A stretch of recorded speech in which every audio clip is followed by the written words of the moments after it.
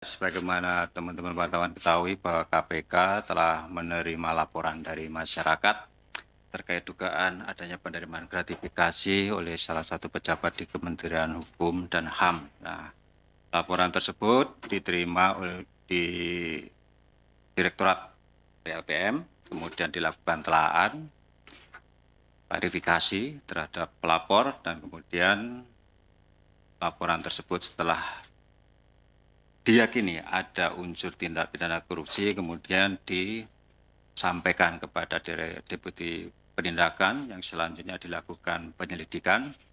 Setelah melalui proses pengumpulan alat bukti dan diyakini terdapat bukti yang cukup telah terjadi tindak pidana dan pelakunya, maka ditetapkan untuk dinaikkan ke tahap penyidikan. Pada hari ini kami akan mengumumkan para tersangka yang diduga telah melakukan tindak pidana korupsi. Yang pertama adalah EOSH, ini Wamenkumham, kemudian YAM, ini pengacara, YAR, asisten pribadi dari EOSH, dan HH, wira swasta dan Direktur Utama PT CLM. Kemudian untuk keperluan penyidikan dan pengembangan perkara lebih lanjut, pada hari ini, tim penyidik melakukan upaya paksa berupa penahanan terhadap tersangka HH selama 20 hari ke depan, terhitung mulai hari ini tanggal 7 Desember sampai dengan tanggal 26 Desember tahun 2023. Adapun konstruksi perkaranya juga telah terjadi peristiwa pidana sebagai berikut. Berawal dari terjadinya sengketa dan perselisihan internal di PT CLM, dari tahun 2019 sampai tahun 2022 terkait status kepemilikan perusahaan. Untuk menyelesaikan sengketa tersebut, HH selaku Direktur Utama PT CLM berinisiatif untuk mencari konsultan hukum dan sesuai dengan rekomendasi yang diberikan, maka disarankan atau diperoleh untuk menunjuk atau meminta bantuan pada EOSH.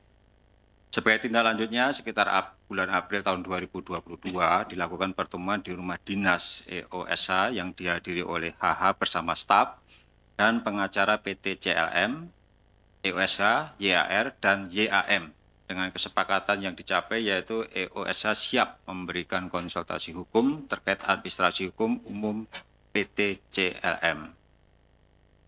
EOSH kemudian menugaskan YAR dan YAM sebagai representasi dirinya. Besaran fee yang disepakati untuk diberikan HH kepada EOSH sejumlah sekitar 4 miliar rupiah.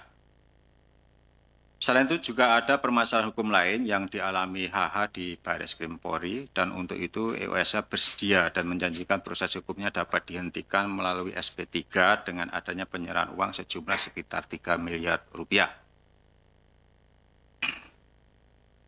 Sempat terjadi hasil RUPS PT CLM terblokir dalam sistem administrasi badan hukum Kemenkumham karena akibat dari sengketa internal PT CLM, sehingga HH kembali meminta bantuan EOSH untuk membantu proses buka blokir, dan atas kewenangan EOSH selaku Wamenkumham, maka proses buka blokir akhirnya terlaksana. Informasi buka blokir disampaikan langsung oleh EOSH kepada HH.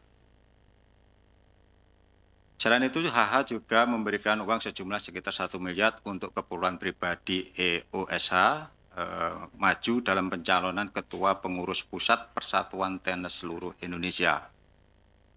Dari kesepakatan antara HH dan EOSH untuk teknis pengiriman uang, diantaranya melalui transfer rekening bank atas nama YAR dan YAM.